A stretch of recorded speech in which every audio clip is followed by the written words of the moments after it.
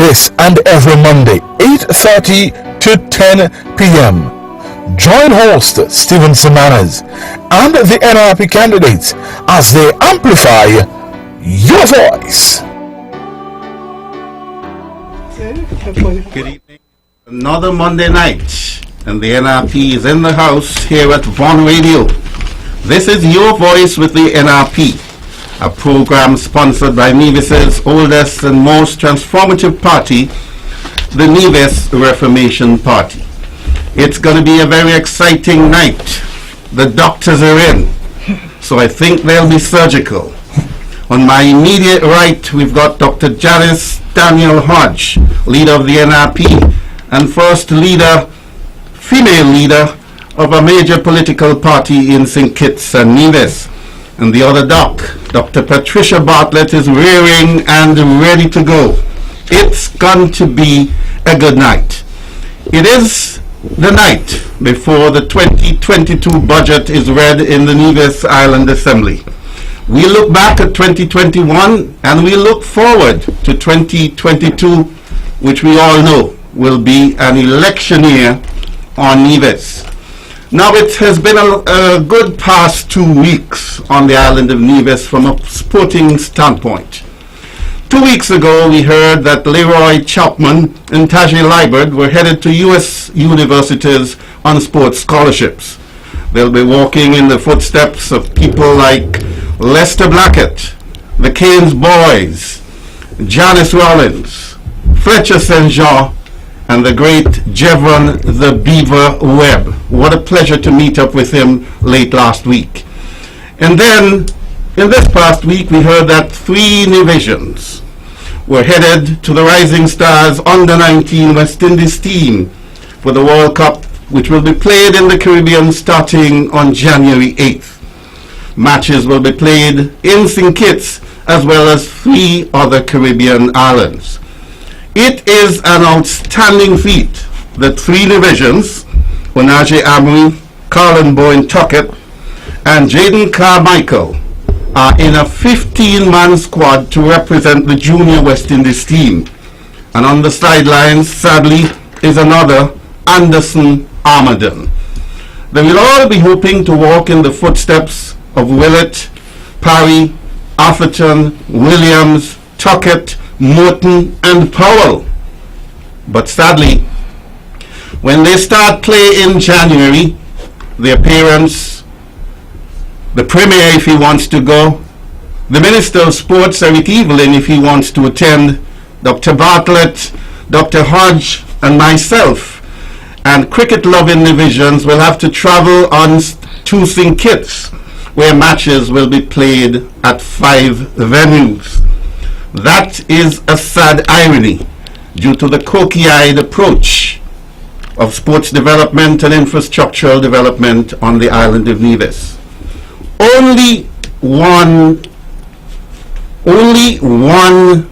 place on planet Earth compares with Nevis in terms of producing international cricketers per capita, and that is Port Morant in Berbice, Guyana. It is in fact through Guyana that the great game of cricket entered this region and then made its way up to Trinidad, Barbados, Jamaica, and then to the smaller islands. Port Moran has produced many test cricketers like Rohan Kanai, Alvin Kalicharan, Basil Butcher, Leonard Baishan, and Nevis has produced 7. We should all be justly proud. As I said earlier, we'll talk budget for most of the night and the economy, but I'm sure that Dr. Daniel Hodge and Patricia Bartlett, Dr. Patricia Bartlett herself, a sportswoman in her own right, will want to extend congratulations to our young charges. Dr. Hodge.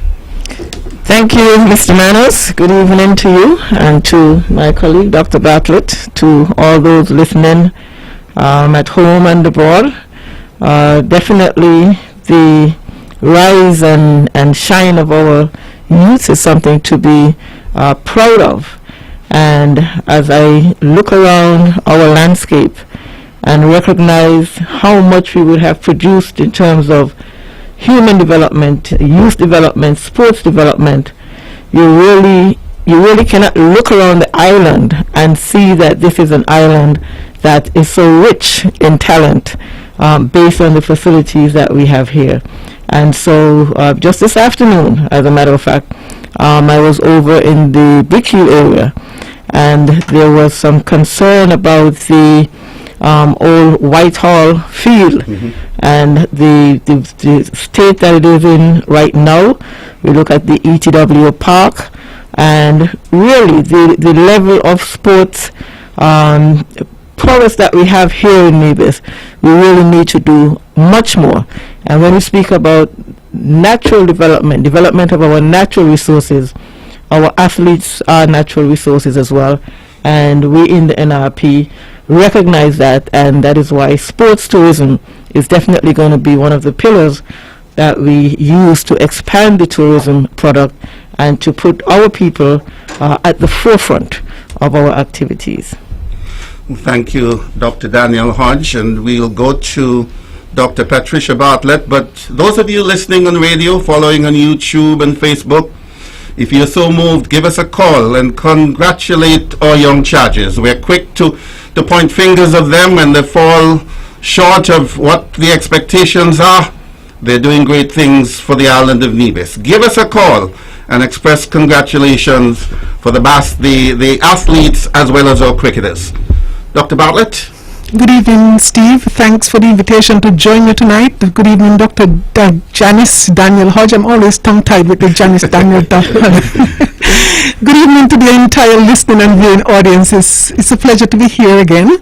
And I would just like to, to join both of you in extending congratulatory message to the young chaps who have gone off, Amory, Tuckett, they're still here. Who have gained selection, who have gained selection to the side, and Carmichael. And of course, I know Nevisians are quite proud. We are people who we love our cricket.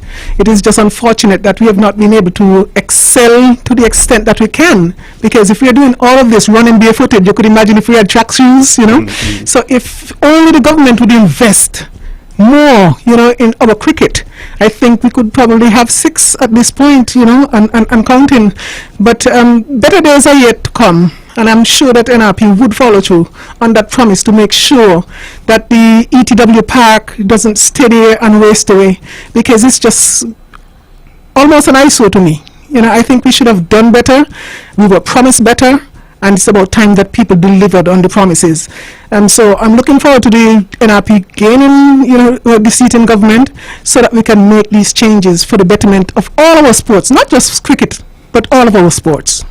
$15 million was promised to be spent at the E.T. Willett Park, formerly the Grove Park. Grove Park has not seen a first-class game since 2010.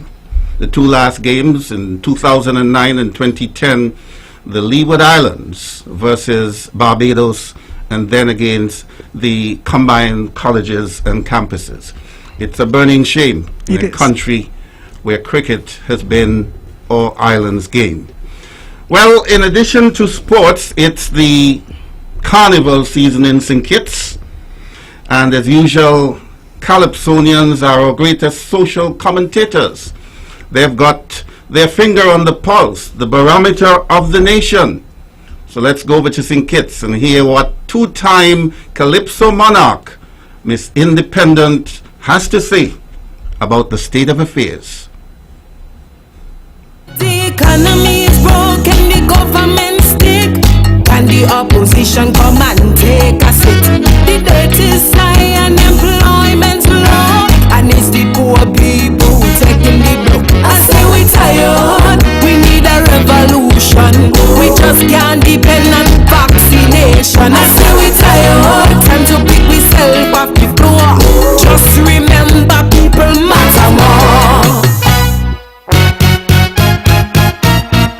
So when you hear them talking bull on the radio, people used to matter more. Whether you red, blue, orange or yellow,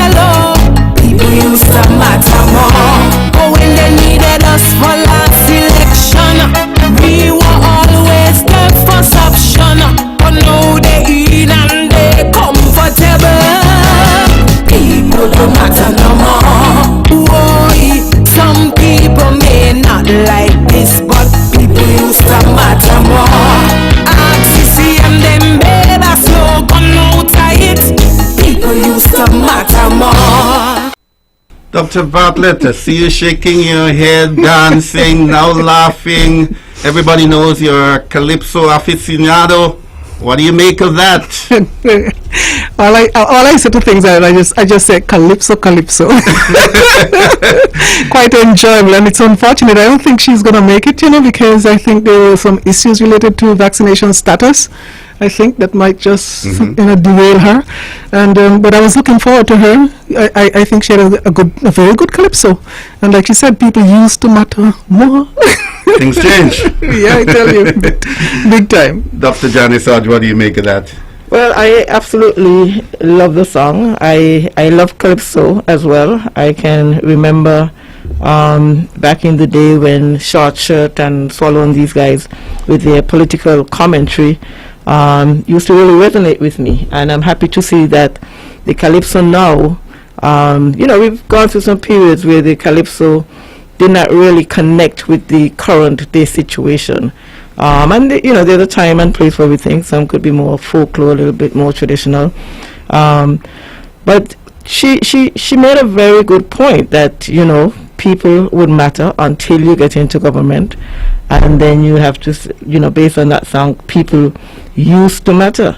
And the issue that we have to look at is when politicians come asking for your support to represent them, one must really hold them to hold their feet to the fire, because what we have been seeing is that people get into office and then where are all the promises? It's as if the only thing that you needed to do was to get me into office, and then whatever you want, that is no longer relevant. And so it's quite interesting, and I'm hoping that a lot of people would listen to the song and really take away from it what it's saying, that you cannot just say, put me into office and then forget about me. People used to matter, people still matter. And this is what we have to look at. The reason why people get involved in politics. What is the objective? And once you can establish that the objective is really to serve and to help people improve their standard of living, then these kind of songs would not really be necessary, because you'll be seeing what is required as far as politicians, especially in these days. Yes. Well, since both of you like it so much, I'll give you a little bit more. And then when we come back, Dr. Daniel Hodge will share her thoughts with us. I say we tired, Max, say keep the momentum. For Mr. Premier, where we get the energy from. I say we tired, time to protect the poor. Just remember, people matter more. There you've heard a little bit more of a song that's eating up the airwaves in St. Kitts Nevis, and really a Calypsonian with a finger on the pulse of what's happening here in our dear island of Nevis. Leader of the NRP, what have you got for us tonight? Well, I go back to performance matters, and it is interesting that one can expect to enhance the lives of people without performing. And this is where we are right now. The objective, I think, of getting into government, getting into politics, is really to help the masses, not one or two people, but to help the masses. And where we are right now is in a situation where we're not feeling the effectiveness of the government with regards to the people. We understand that this is COVID-19. We're in the period of COVID-19, and a lot of issues would have prevented some level of attainment of some goals. But really, we speak about the budget that we're looking at, and if you're looking at a budget that is really supposed to be helping the people, you'd want to be reducing the cost of living. The cost of living is a major issue for a number of persons. A number of persons are struggling, and when we look at the budget the current budget that we're operating in, the 2021 budget, which proposed at the onset that there would be no new taxes. But what we're seeing is really, call it whatever you want. It still increases in the amount of funds that people have to pay out. And so we're not seeing where you have that concern about the majority of people and their struggles and what they have to live with. Now, the recurrent spending for this year is at $174.9 million.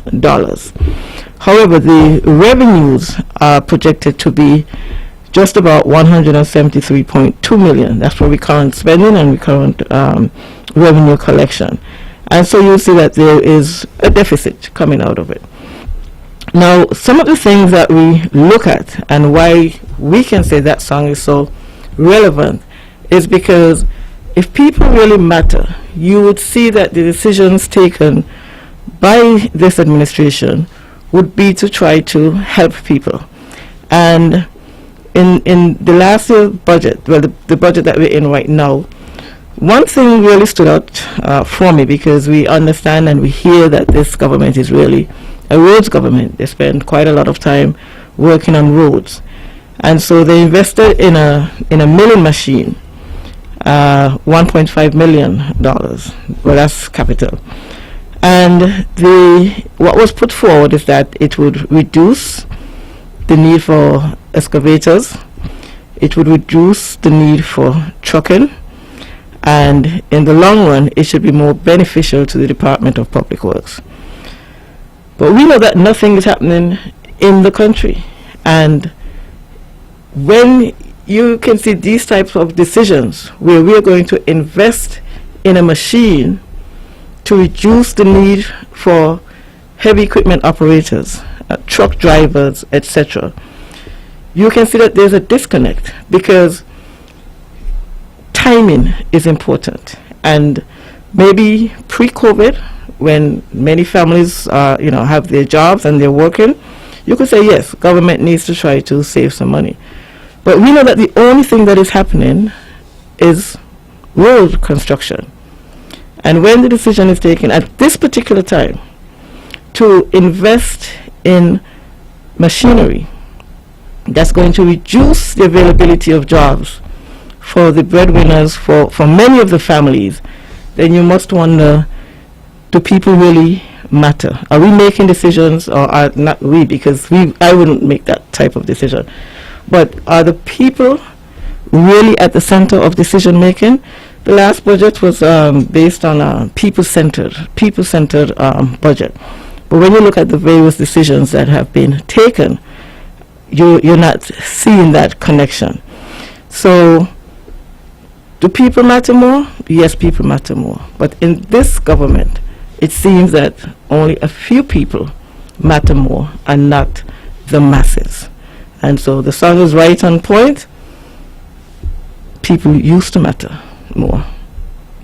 Not anymore. That's your perspective.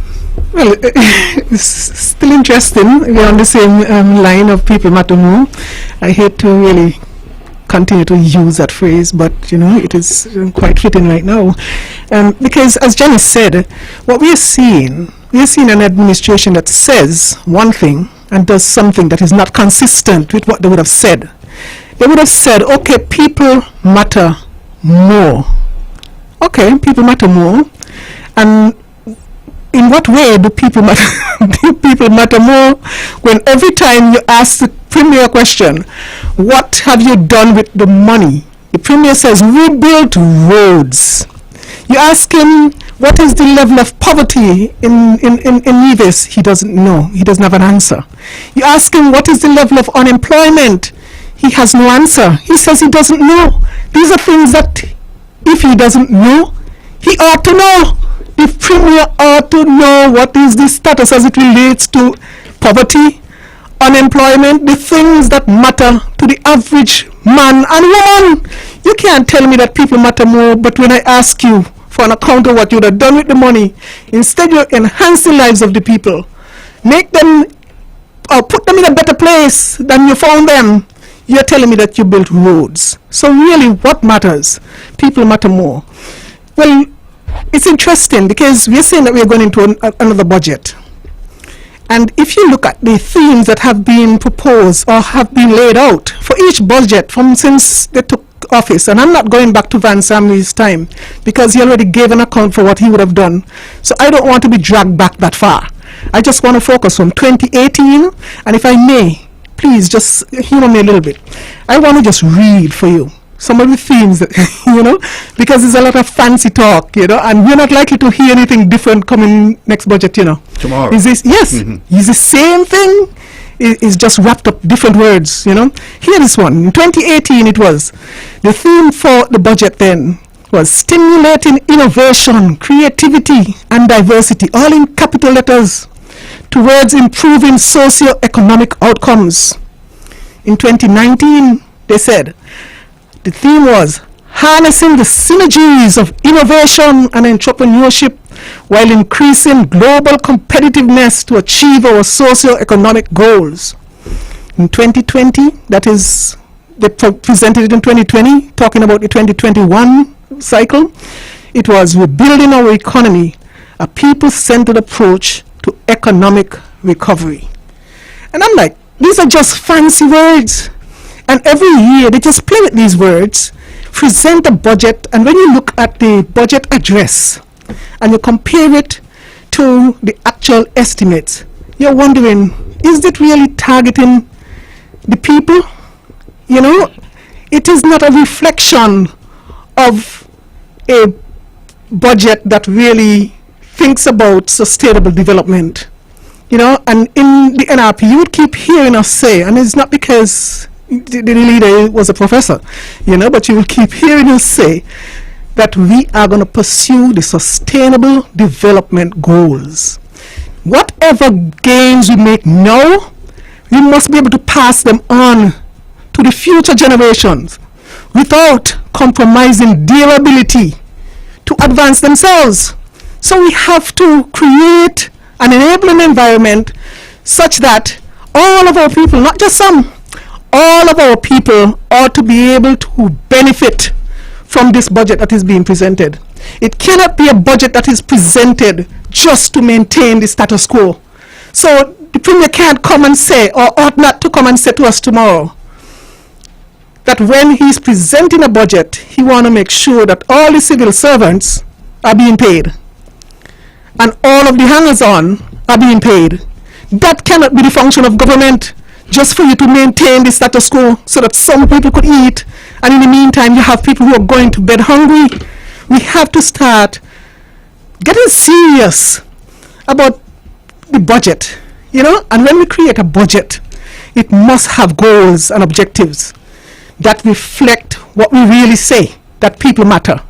And so I keep suggesting to this current government, because obviously they have no direction. And that is not me saying it because I'm upset with anybody. It is me saying it because I'm not seeing any direction. Every year is just talk, put on talk. And we're just not, I'm asking revisions. We have to look seriously at what they're not saying. Don't worry about what they say, because they say people better move, but look at what they are not saying. We have to wonder what parameters they use or what metrics they use to measure their performance. When you decide that you're going to achieve certain goals, how do you measure that? You're going to tell me that you're going to create employment. You're going to tackle unemployment, but you don't know what the rate is. You don't know what a level of employment you're working with. No data is available. You're in a position where you can command the data, and you're going to tell me that you're going to plan blindly without knowing what the end game is. That is not good enough. And so tomorrow, when the budget is being read, I want all people to tune in and just listen. But you have to listen deep. You can't just listen to the fluff, because most of the time the fluff is over the heads of most of us anyway. Sometimes they speak and I'm like, what did they just say really, And I went to school, I went to university, and I'm not a dumb person. Everybody know me who went to school with me, that, I was never a dumb person. But sometimes I wonder, what? They're just trying to bamboozle us. And at the end of the day, after all of the talk, you come back and there's a deficit in the budget, but nobody tells you that. You know, we have more to pay, and we're getting less, but nobody's going to tell you that. So we have to start thinking deep. And I encourage people, get use your smart devices and get on and look at the budget as it is presented. Not just look at the talk, but look at the figures, you know, because we all could add man, you know. We're 95% literate, 98% literate. Let us use that, you know, to our advantage. Let us not let them pull wool over your eyes, you know. You can't do that to our people in the 21st century. We're better than that. And so tomorrow, the Premier ought to come good and tell us what are the sustainable goals that you plan to achieve by 2030, because 2030 is the year that most of these sustainable goals, I mean, the whole world has literally adopted the sustainable development goals. What is wrong with us? You know, we have the brightest premier in the world. What is wrong with us? We can't pursue not even one of those goals and achieve it by 2030. And obviously, we'll get into those as we go along. Dr. Daniel Hodge? Yes, I just wanted to jump in because we have not spoken all day. And it's interesting when Dr. Bartlett would mention that there is no direction, there is no focus. Because in this year's budget, there was $500,000 allocated for constituency empowerment programs. And without any direction as to what you're trying to achieve, $500,000 could disappear quite easily and you not make any sort of impact. And we would have said sustainable development goals, renewable energy, marine, blue-green economy. These are the things that we are striving towards based on our current environment. And so I can guarantee you, when you see an NRP budget with $500,000 allocated for constituency empowerment programs, you can rest assured that it's going towards developing our people to have employment opportunities in the areas that we're trying to develop. Not just, oh, you want to do this, you do that. Oh, you want to do this, you do that. You know, everything, it must be organized. You must know where you want to go. And I will have said before, Usain Bolt, the fastest runner in the world, is he still? But if he does not know where he is running to, it doesn't mean anything. You can run around in circles all day. But once you know the direction in which you're heading, it's very easy for persons to understand. So I would very much like to see how this $500,000 was spent. What was the impact of it? How did it impact the constituencies? And how does it fit into the long-term development? Because we really cannot just focus on, an activity for today and tomorrow. We have to look at short-term, medium-term, and long-term development goals. And so if this was going to be spent for the short term, understanding the environment that we're operating in, fine. But let's see how it feeds into the overall development of Nevis. And so this is something that we have been saying. No vision, no direction, no focus. And you know what happens in that situation. The money disappears and the country is no better off. The masses are not feeling the impact of where this money is going. But once it's focused and you know exactly what you need to do, then you can really start to feel the impact and the development of Nevis.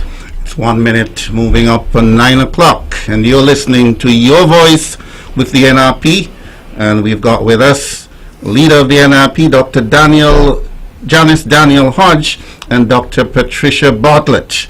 When we come back, we're going to talk more about the expectations for tomorrow's budget. But before that, let's hear what Miss Independent has to say. But the economy is broken, the government stick, and the opposition come and take a seat. The debt is high and employment's low, and it's the poor people who taking the blow. I say we tired, we need a revolution. We just can't depend on vaccination. I say we tired, time to pick we self off the floor. Just remember people matter more. So when you hear them talking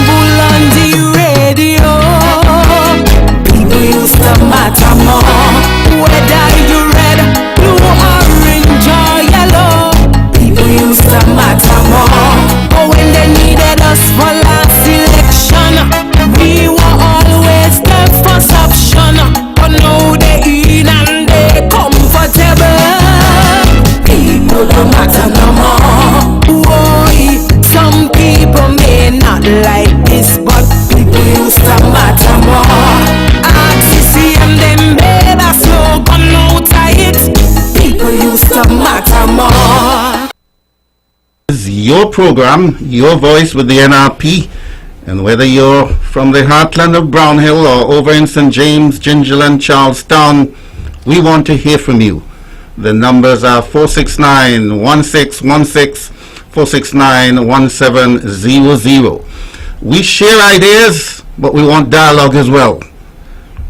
Dr. Patricia Bartlett, 2 weeks ago, very strategically and comprehensively, you laid out your case for monies which cannot be accounted for.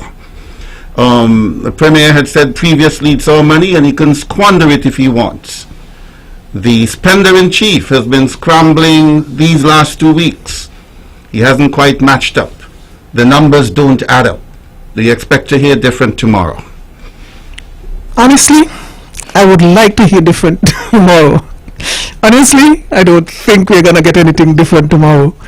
The notion that you should just tax and spend just to maintain the status quo, I think is something that is, I think, deeply entrenched in that party right now.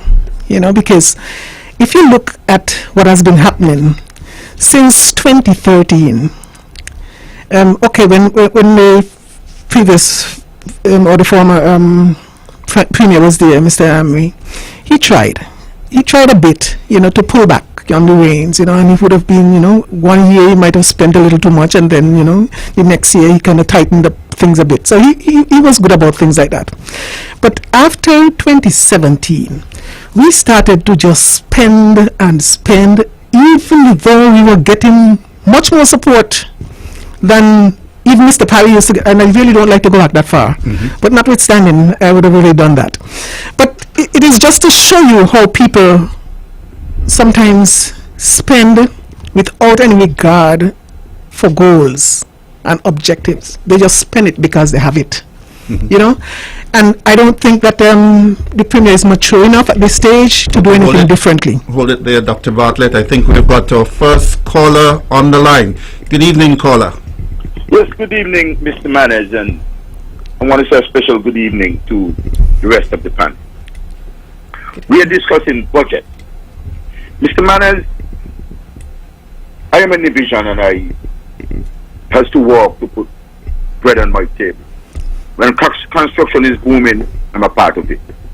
When construction is not booming, I take up my boat and I head to sea and fish. What is happening that I'm going to talk about doesn't directly affects me, because I am not one of the fishermen who operate out of the Charlestown port. But I find that divisions in particular sit idly by and take every hogwash that is thrown at them by this government. In Charlestown, there are 3 piers in Charlestown. The main pier for the ferry terminal, a second pier that I can't even explain what it is, but it is called a pier that is used by the cruise industry. And there's a third pier that was built to accommodate the fishermen who operate in Charlestown. And like me, when I go fishing and I have a large catch, and to ease my burden where the pier is more suitable to land your catch, I would pull into Charlestown as well. Now, some years back, this is what I said some years ago, the pier that is named for the fishermen was destroyed by an hurricane. It could be up to as much as 7 years ago. Now, the fishermen has to use the middle pier, which they say is designed for the tenders from the cruise ships. What is happening now? There's a fishing chat in and around St. Kitts and Nevis, and somebody has to post ever so often that the fishermen cannot use the pier to go and apply the trade at this time because a tourist ship is this. But Mr. Manners, let me say something. This is one of the most disgusting things that you would have ever heard in your life. Things is as bad as it is. Fishermen has no control over the weather. There are times when the cruise ships are in, it's some of the best fishing days for fishermen, and you're saying to the fishermen that you cannot go to fish because you cannot go down on the pier to go to your boat. And if you comes in by a certain time, you cannot come to the pier to land your catch and such the like. And then the Prime Minister is telling us that he sent so much millions of dollars over to Nevis. Nobody remember the poor fishermen in Charlestown. I am hoping with the budget presenting tomorrow that somebody might hear and put something in it for fishermen. Have a good evening. Thank you very much for being our first caller tonight. Any reaction to that? I know, Pat, you had to get back to your point. That's okay. If Yeah. she wants it. Yeah, well, just to respond to the caller, it is actually something that I thought about when I looked at the budget last year, when you had $13 million for infrastructure and it was all going to roads. And we have said, what about, and this is where the blue-green economy comes in, because when you look at enhancing your infrastructure for fisheries, we import so much fish because we say the fishers here only catch a limited amount. But they only catch a limited amount because of the same reasons that the fisher is calling here. There is no adequate infrastructure that prioritizes the livelihoods of the fishers. And so they always get pushback. And this is something that I have recognized for a very long time, that the fishers really do not have a voice to be able to get the type of attention that they want. Under the NRP government, the Gallows Bay Fisheries Complex was proposed, approved, funding was in place, and not only was it going to enhance the fisheries infrastructure in that area, it was also going to deal with a lot of the flooding that would happen in that area. And so the blue-green economy, the blue refers to the ocean, and we understand the resources of the ocean, our fisheries, and what is needed. I am very much involved with the Newcastle Bay fishers. I live in that area and I recognize a lot of the concerns and a lot of the issues that they have to deal with. But I also work with other fishers in the Gallows Bay area, Indian Castle, Long Haul Bay. And so I'm very much aware that the same small boats the fishers have been using, no ramps are in place to help them, and hurricanes are coming. They have to spend all this money to get, whether they're backhoe to pull their boats out of the water. So really, we speak about tourism and trying to support tourism, but you must understand that the fishers play a very significant role in terms of the development of the tourism sector as well. And so it should not be either the tourist boat or the fisher boat. We should be able to develop both, prioritize both, and develop both at the same time. And so what the fisher is saying it resonates very strongly with me, because we understand that the fishing industry can do so much for the economy in Nevis, but we have to provide the fishers with the necessary resources and infrastructure, ramps, boats, engines, lockers, necessary equipment, safety equipment, all of these things the fishers would need. And so the call is quite timely. I did hear an announcement on the radio indicating that same issue, and I just shook my head, because this is something that could have been done, and it should not be either or. The fishers have to be given priority because they do contribute significantly.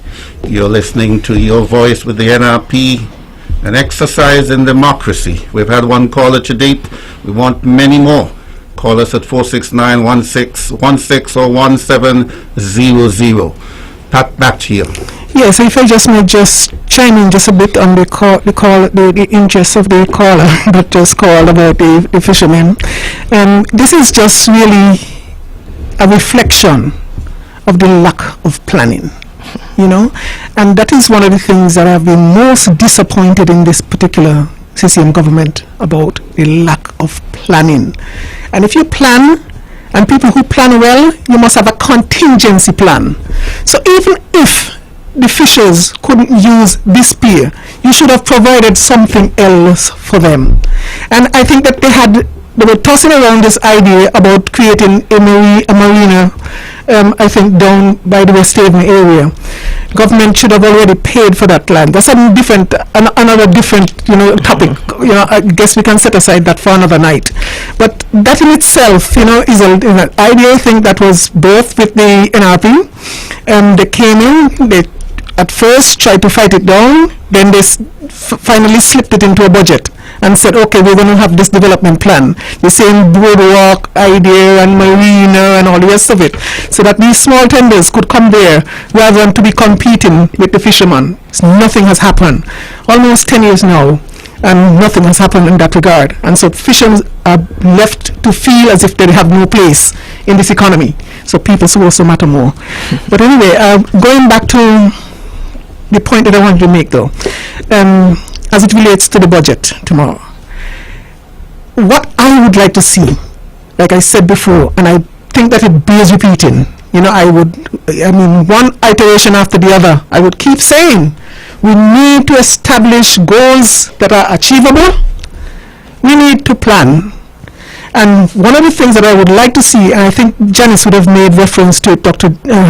Daniel Hodge would have made reference to it, about setting aside some monies for development, community development. A paltry sum of $500,000, and it still wasn't used properly. You have a little bit more, because apparently they can only spend big monies. You spend big monies with little effect, little money, no effect. So tomorrow what I would like to see. Hold it there again, Dr. Bartlett. We've got our second caller. Good evening, caller. Good evening, Mr. Manners. How are you? I'm very well, thank you. This is Kelvin Daly speaking. Oh, Doc. 3 docs in the house. Once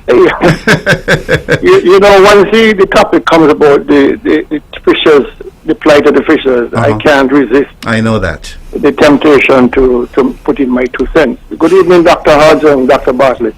Good evening. The issue with Charlestown is a sore one, because we had in our hand, in 2013, a $30 million project called the Charlestown Fisheries Complex. And a part of the complex was a 150-meter pier, which would service the fishers almost exclusively. No issue with the tourist tenders. They would have had their own pier. And the beauty about this pier is not only the length and the draft, but the fact that it would have had marine refueling capacity, watering capacity, and shore-to-ship electricity supply capacity. This was meant to service the fishers of Nevis, the long-suffering fishers of Nevis. And this government, when it came into power in 2013, that project, $30 million grant project, meaning that almost 99.9% of the financing came out of Japan, they turned it back in. That is why we are struggling the way we are struggling at this point. Because my philosophy is this: if you are going to destroy something for whatever reason, make sure you have a replacement, because this particular project was meant to be a sustainable fisheries project to advance the welfare and livelihoods of our fishers folks on Nevis. The complex that came with it, we all know the magnificence of it, because it had in there a capacity to test for fish poisoning, to provide all of the ice and supplies fishers needed, lockers that Dr. Hodge just mentioned, 12 feet by 12 feet lockers for fishers, a boat ramp to accommodate the fishers pulling their boats out in bad weather or for repair. And so this government here, who destroyed that project, they came in here and they told the people that we're going to relocate that project to Bath Village. This was in 2013. Patrice Nisbet was still the Minister of Foreign Affairs. He went to Japan and met with the Minister of Foreign Affairs in Japan, begging them, please give us a little more time to try and change these guys' minds about relocating the project. Because they were talking as if they could just lift it up like a whole house and put it in the back of a truck and move it to Bath. It does not work like that. It took us 4 years to design, that project. I think Dr. Hodge did two EIAs on the project for us. Very expensive design, very accommodating design, very historical design, the most accomplished of any fisheries complex anywhere in the OECS. And I've visited many. And this one here was a top class.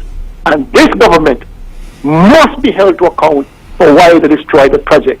So the caller before, speaking about the facility, the fishers of Nevis are now feeling the effect of what this government did to them back in 2013. We were 2 months away from groundbreaking, Steve. 2 months.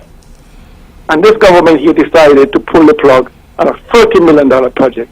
And it's unforgivable. That's all I have to say. Good night. Thank you, Dr. Daly. I know this project was and is still very dear to your heart. Clearly, fishermen don't matter anymore. Miss Independent, one more time. But the economy is broken, the government stick, and the opposition come and take a seat. The debt is high and employment's low, and it's the poor people who taking the blow. I say we tired, we need a revolution. We just can't depend on vaccination. I say we tired, time to pick myself off the floor. Just remember people matter more. So when you hear them talking bull on the radio, people used to matter more. Whether you red, blue, orange or yellow, people used to matter more. But when they needed us for last election, we were always the first option. But now they in and they comfortable. People don't matter no more. Boy, some people may not like this, but people used to matter more. RCCM them made a slogan out of it. People used to matter more.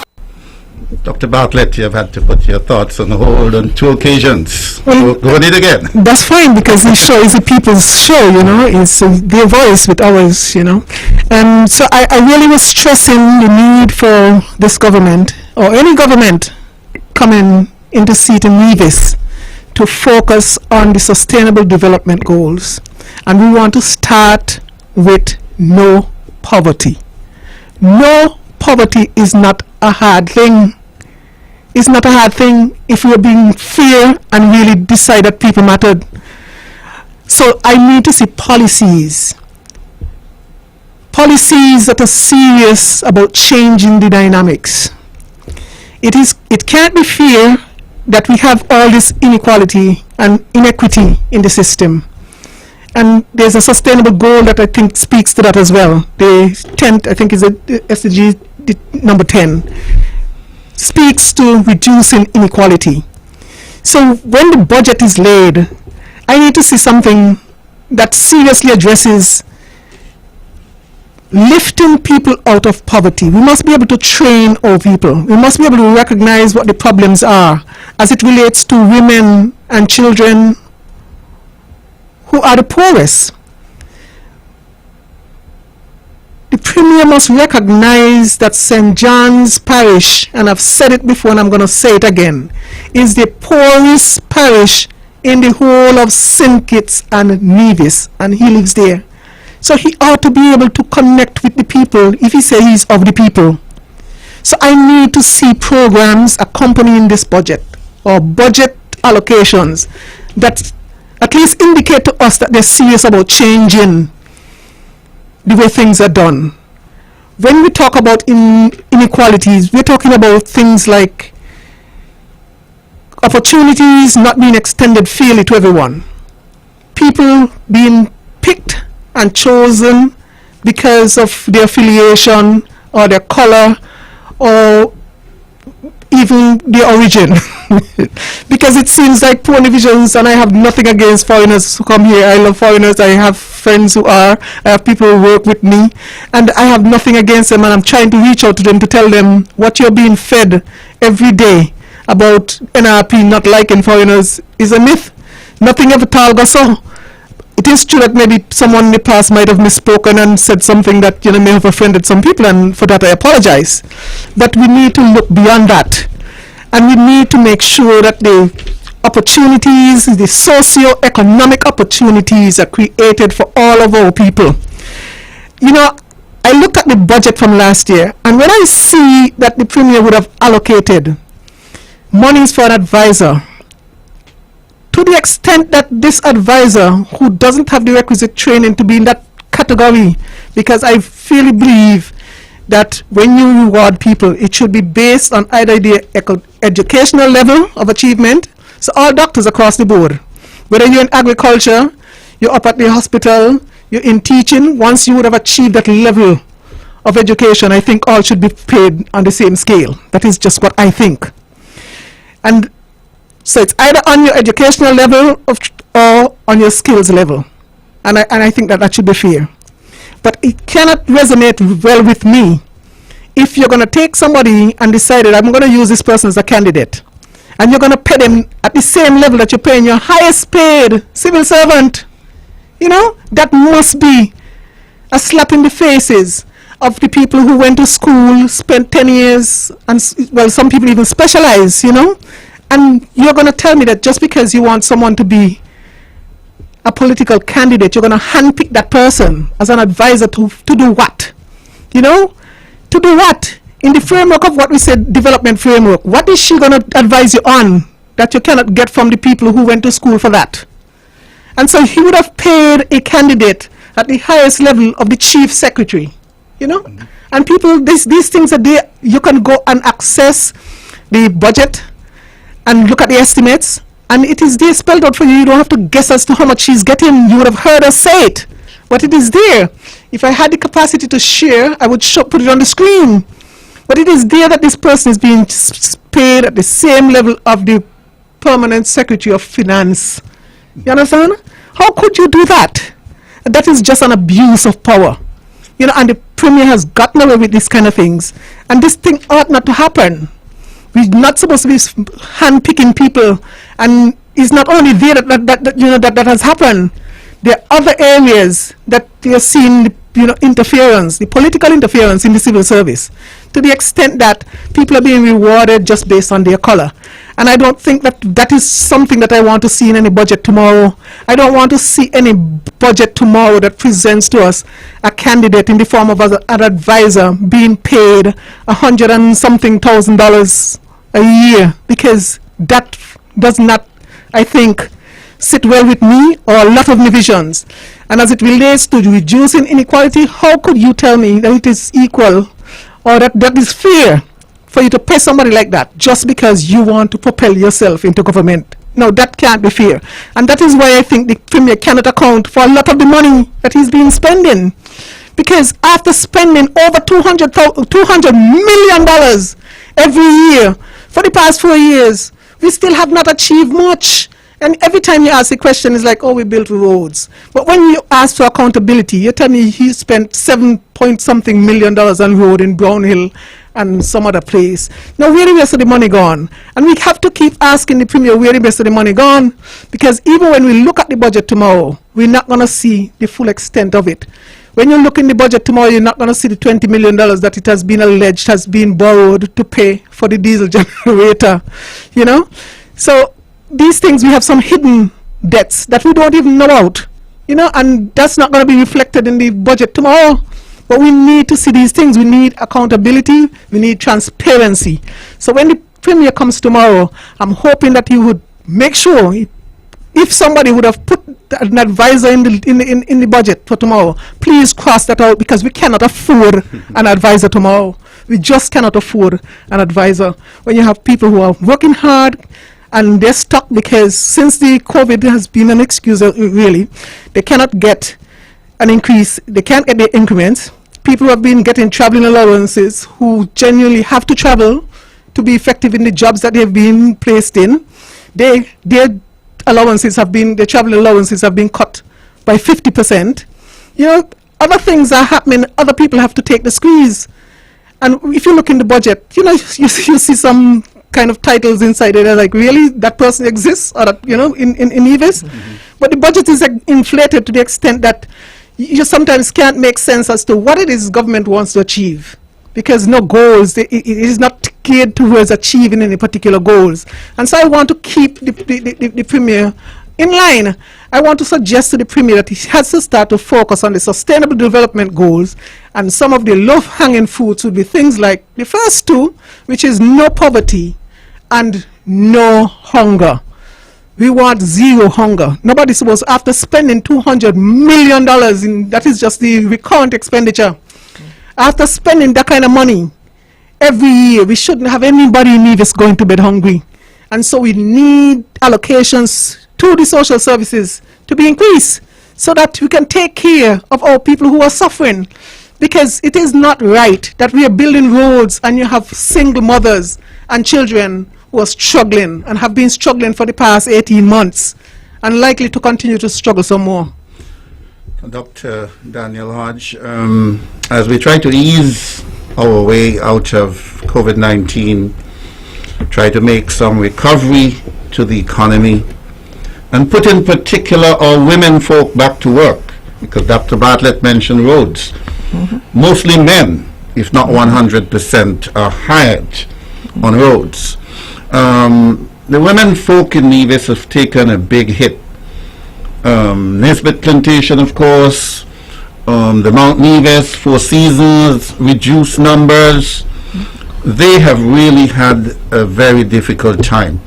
What realistically would you like to hear coming out of tomorrow's budget? Well, we usually say you must diversify the economy. You cannot continue based on the same areas that we have been looking at, all the time. One of the areas where I feel we need to start, and even though the Premier has said over and over again he's not getting his fair share of the CBI money, how can you put a budget together with a deficit from the outset and not ask for more CBI funding? And so in last year's budget he would have estimated $45 million, knowing full well that he would be still short in order to cover all of the expenditures. And so start by understanding how to negotiate for what you want. And once you can then at least start off with a budget that is balanced, you're not starting off in a deficit, then you can start to look at the different opportunities. We have a number of females in the nursing profession, and when we speak about focused training and where we want to see Nevis 5-10 years from now, you have to start looking at what kind of training you're going to be emphasizing. And so we know healthcare is something that female dominated. We know the hotel industry as well. But then coming back to the blue-green economy, looking at the fishery sector and what we have been doing, that's an area that is male dominated here in Nevis, and even in St. Kitts Nevis.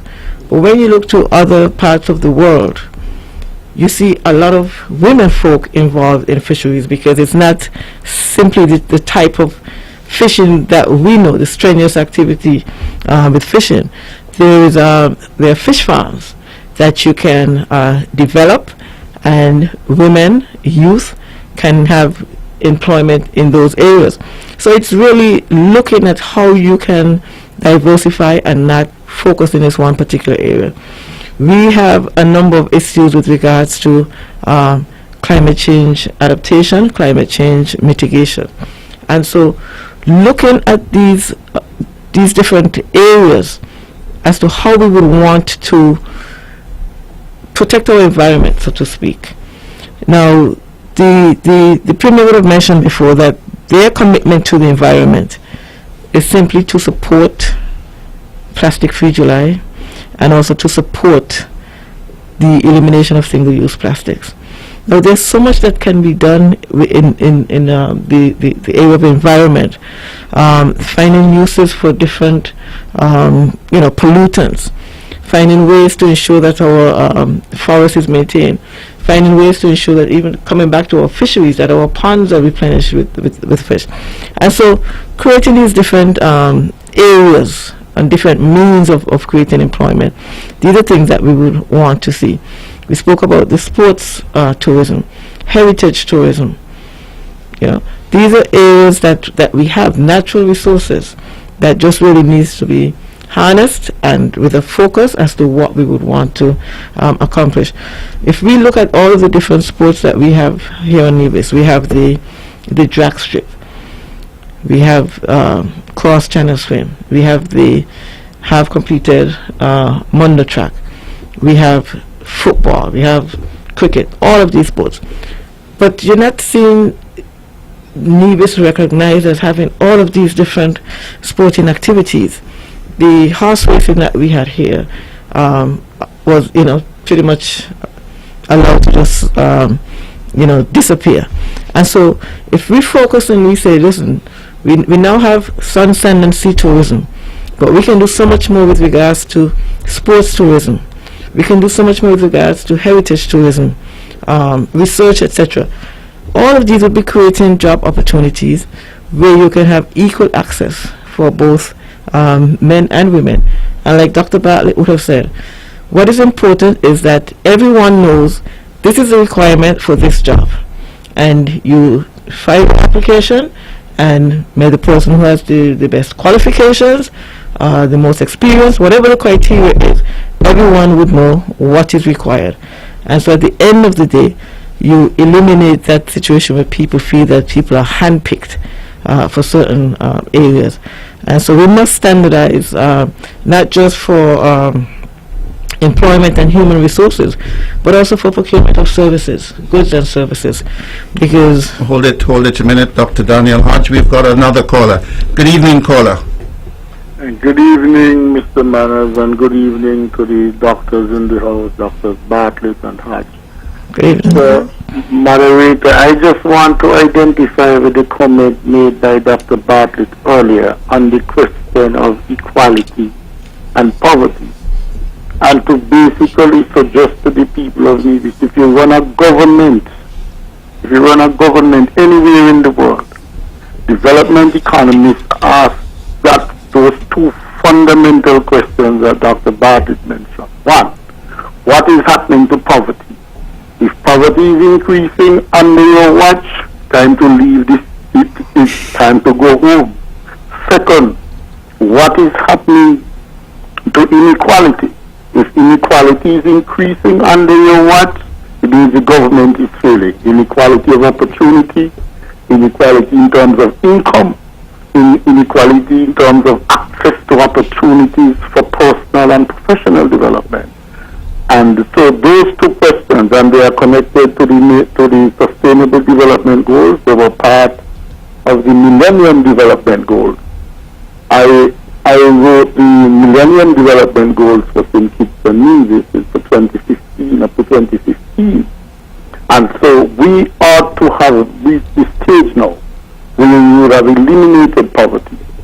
And it is the case that if St. John's, which is represented, whoever is the representative of St. John's on poverty, now has St. John's as being the poorest parish in the federation, we have a problem.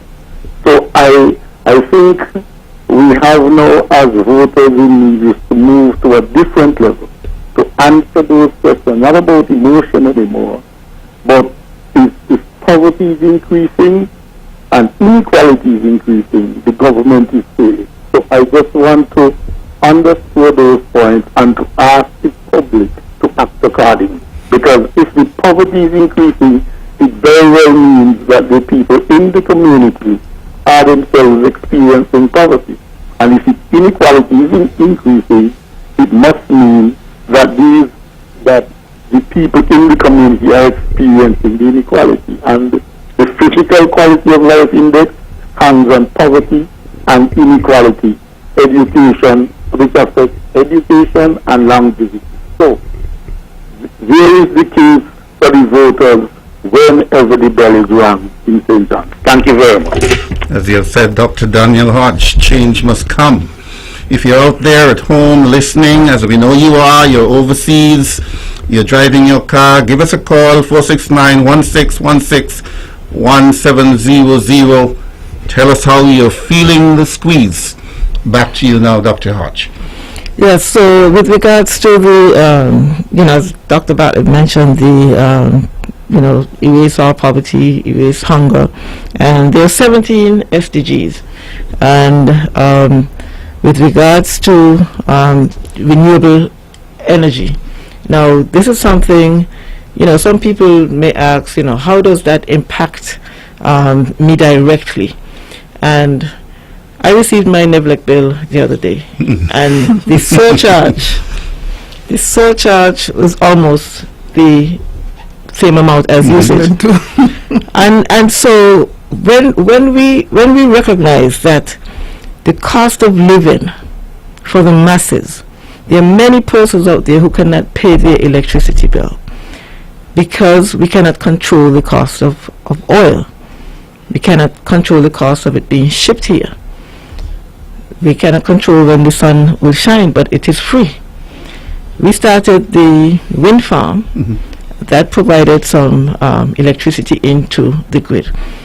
When we talk about infrastructure development, it's not just roads. What about our electric delivery of electricity? What are we putting in place to be able to accept or receive, whether we have a solar farm? I think it is now building a $70 million solar farm. If we want to expand the wind farm that we have here, there's nothing in the budget that speaks about putting ourselves in a position to be reliant on renewable energy. And I must say, in the last budget that we were looking at, it would have said we will continue our efforts at renewable energy development, especially the exploration of geothermal energy.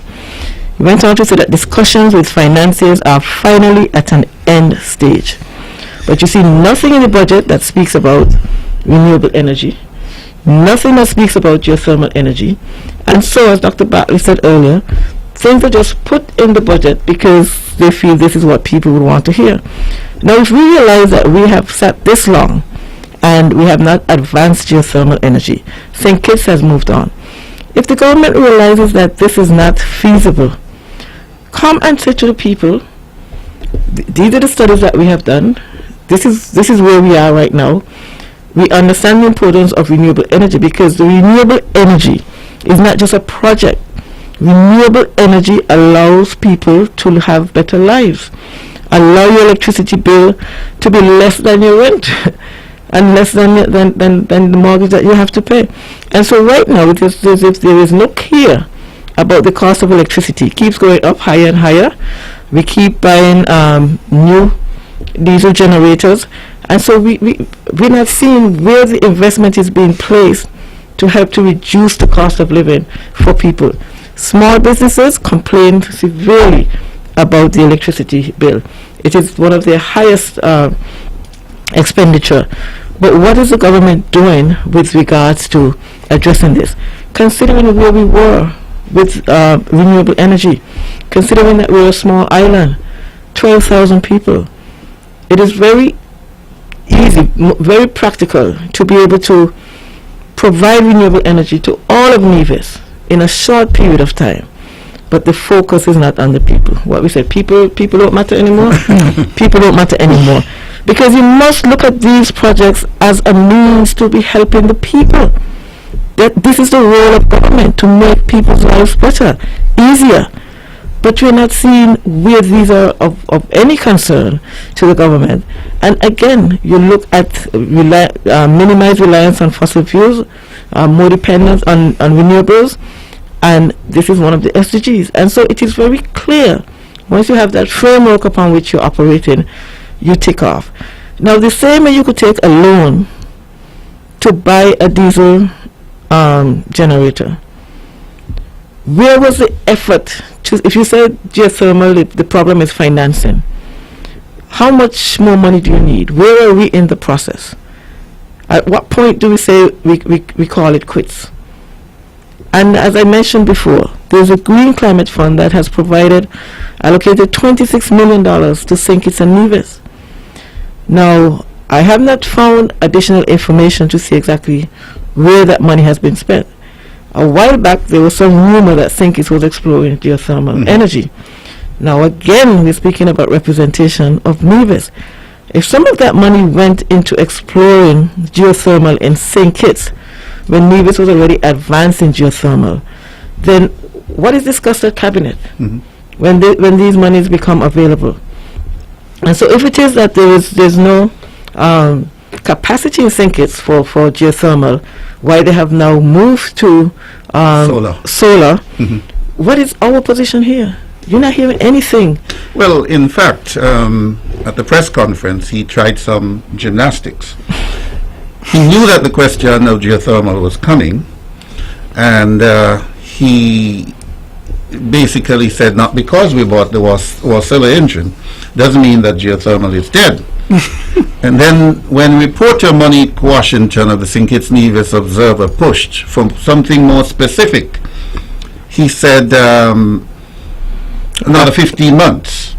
And he in fact said that the principles for geothermal will be coming here shortly. I think what he was calculating is that he had no more press conferences for the year, and so he wouldn't have to account. But of course, tomorrow is budget time, one of the instruments of accounting in our country. What do you think he will say tomorrow about geothermal? You said there is money made available, he would not being used in St. Kitts. What do you expect him to say? He would say discussions with financiers are finally at an end stage. Finished? That is what he will say. Pat, you know him better than most. What will he say tomorrow? A variation of the same. No, we got to get serious. And Dr. Janice Daniel Hodge spoke about the SDG, and I think that one is SDG 7, which talks about affordable and clean energy. Now, after we got the Wasilla engine, the Premier had the gall to tell Nevis people who are 98% literate that their electricity is going to be cheaper. Their electricity is going to be cheaper. I heard him. He said it. You know, I don't say things that I don't know. So he said that, and I'm like, what rationale are you using? The developed countries, because of the cost of fossil fuel within the last couple of months, the developed countries broke into their reserves and said, just to alleviate the pain at the pump, we're going to open up a reserve, take out some of what we had there for emergencies so that the people don't feel it. What have we done? Do we have reserves? Even if we did have reserve, I'm not hearing that we open up the reserve to make it easy on the people. So if we go to the pump to buy gas for the car and we get no relief, are we to believe really that we're going to get relief because we got a new Wasilla engine? That is just incomprehensible. And for him to want to pass that off to 98% literate people, I just had to smile when I heard him say that. Because there was a report that was done which says that Nevis has a large geothermal resource. And they went on to say that as it relates to wind and solar resource, we have moderate to high. You understand? Moderate to high. So why aren't we exploring those options? If we decide that geothermal, and the thing is, I give the Premier credit because he keeps saying that since 2004, the CCM came up with the idea of geothermal. Okay, take that win. Take it. Run with it. But today is 2021. Where is the geothermal? And even if you didn't deliver on that, where are the options? We're talking about affordable and clean energy. We're not talking exclusively of geothermal. We are saying whatever other sources we have, let us harness those and let us provide for all people affordable energy Affordable and clean energy, that is an SDG, that he ought to have something in the budget tomorrow to reflect that he's serious about attaining that by 2030, because we're running out of time. How much more time they need? You're in a place for 20 years, you're talking about geothermal is your baby, and you can't give birth to it up to this point? No, something is wrong. And in the meantime, we have to ask the question, how many of our households are without electricity? Because they can't afford it. But we promise that we're going to deliver affordable, because that, I think, is the standard. That is the standard all other countries in the world are moving towards, attaining the sustainable development goals, whichever one you choose, whichever one is affordable for you, and deliver for your people. And all we're getting is talk. But tomorrow, talk just can't do, because we have a set of people now who, and he like to say who working for who ain't working, and who old and retired and all the rest of it. But we have people now who are going to devote the time to scrutinizing what's in the budget. So it's not like long time when you slip in $2 million to buy a property for the for the premier's residence, and nobody's realized and those kind of things. By the time the budget drop, we're gonna have it, and we have the time to scrutinize it. So the premier better come good tomorrow as it relates to the deliverables, because it's about time we cut the talk. We need to cut the talk. We need to get to the action. We need to deliver to the visions, because the visions deserve better. The amount of monies that we have spent, and we all have to pay for it, because when all these loans add up, imagine as it relates to our indebtedness, divisions right now in excess of $40,000 each for the debt that this government has taken on our backs, compared to our people in St. Kitts who just owe about $10,000 per person for the debt that they have. And don't tell me anything about what we get in from the CBI, because that is for a different discussion. We don't want to mix things. We want to deal with the monies that we get that pass through our coffers, the monies that pass through our hands. What have we done with that money? We have to be accountable for that money, and the premier better come good tomorrow, because it can't be right that he continues to borrow money just so that he can service a small sector, a small segment of our population who are going home. They have electricity, they're not hungry, they have never experienced poverty, all of those things. Why is it that just some people get all the benefits in this country when all of us have to pay for it? He better come good tomorrow in this budget and make sure that he starts to pursue the goals, because I recognize that maybe they don't have the capacity to develop the goals for themselves, but their goals, their blueprint set down for these sustainable development goals. All you have to do is pick it up and start follow it. 12 minutes is all the time we've got. 12 minutes is all the time you've got out there in Radio Land to give us a call at 469-1616 and 1700.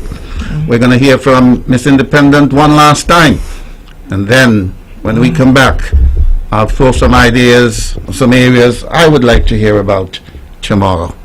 I say we tired, man, say keep the momentum. Oh, Mr. Premier, where we get the energy from. I say we tired, time to protect the poor. Just remember, people matter more. Yes, we're back. We're on the home stretch, another 10 minutes or so. Dr. Daniel Hodge, I suspect tomorrow the tussle between the Premier and those on the other side of the Federation who he suggests is not standing up to the tenets of the Four Seasons of the Charleston Accord. In scrambling to respond and rebut to Dr. Bartlett, he made a startling revelation that the Kingmaker, the man who said for the first time somebody in St. Kitts was prepared to honor the requests and demands of the people of Nevis, that he has only delivered 10%. Is not that an admission of failure in his guardianship of the Charleston Accord? Well, I think the failure really came when he failed to concretize or codify is more of an American term, but to have whatever is in the Charleston Accord brought into a legally binding position. And so when he was needed in the House of Assembly in St. Kitts, he did not do anything to advance the Charlestown Accord, because as Miss Independence said, once they get into power, people don't matter anymore. And so whatever other priorities there were, then the Charlestown Accord was put aside, because it was really just a document to deliver or usher them into the House of Assembly. Now, like I said, the last year's budget, we looked at recurrent spending of $174.9 million. Recurrent revenue in Nevis was $128.2 million. Yet you're only going to ask for $45 million. Why not ask for the full amount to supplement the what is collected here in Nevis, and even ask for more than that, because the people of Nevis are tired of having to pay increased taxes. If you call it a user fee or whatever else you want to call it, it's still increased expenditures coming from the pockets of people, and there's no means for them to collect it. And so right now there's this big uproar about the additional $25 on water bills, and it's a user fee, and we all have to pay for the services, etc. But understand that everybody cannot afford it. And so when you're putting a budget together, you try as best as possible to minimize the taxes on your people. And if you feel that based on the Charlestown Accord you should be getting X amount of money from the CBI, well, put your budget in that way. The other problem is, though, that whether we get 45 million from the CBI or we get 90 million from the CBI, there is no capacity to use these funds in a sustainable way.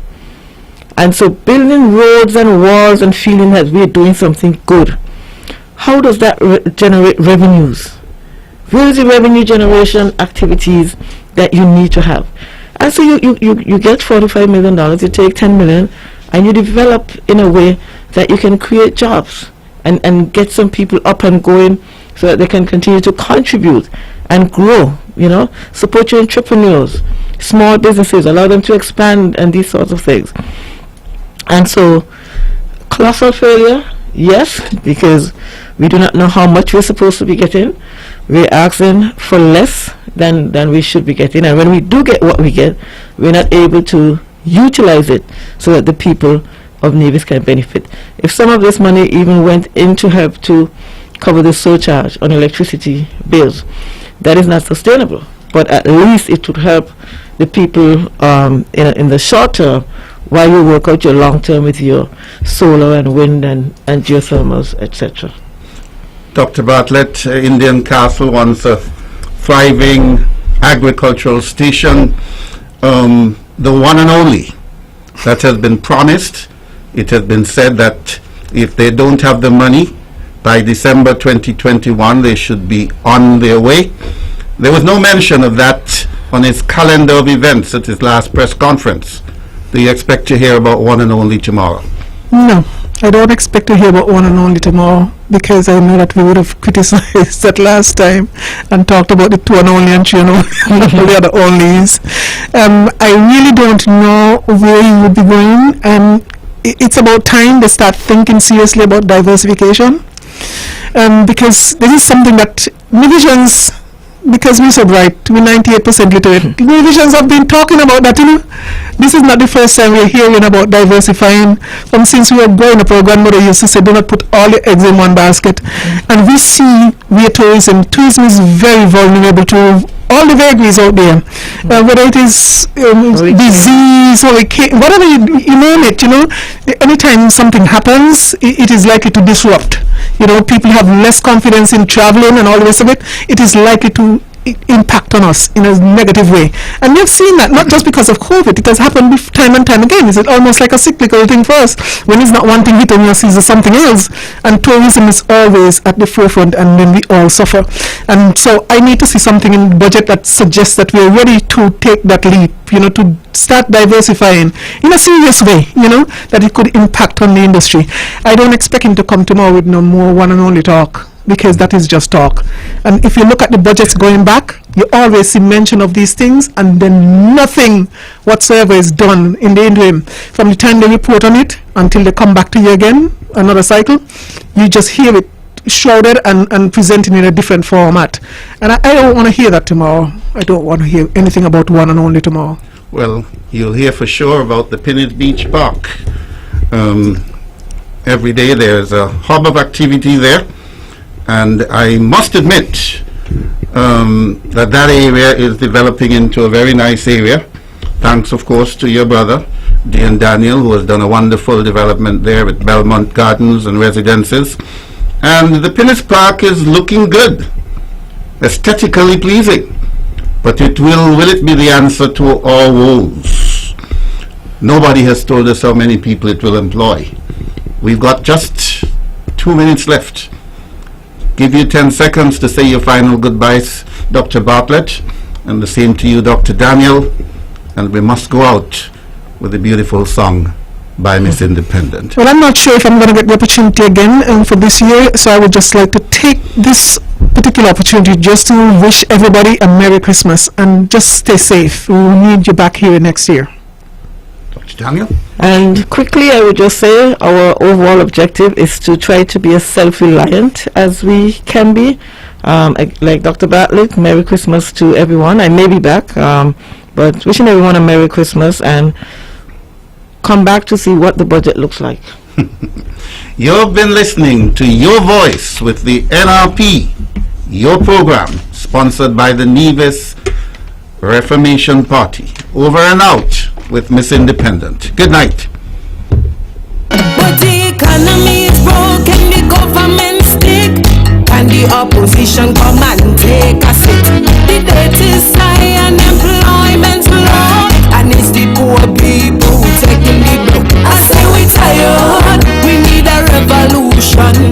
We just can't depend on vaccination. I say we tired, time to pick myself off the floor.